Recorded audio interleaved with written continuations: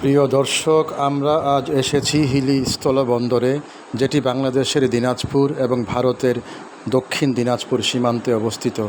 আমরা এখন দাঁড়িয়ে আছি হিলির বাংলাদেশ অংশে।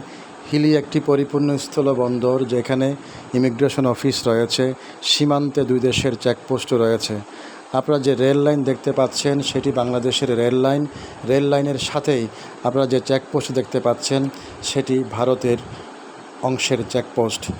যে মানুষগুলো আমাদের চেকপোস্ট পার হয়ে রেল লাইন পার হচ্ছেন, তারা বাংলাদেশ থেকে ভারতে যাচ্ছেন।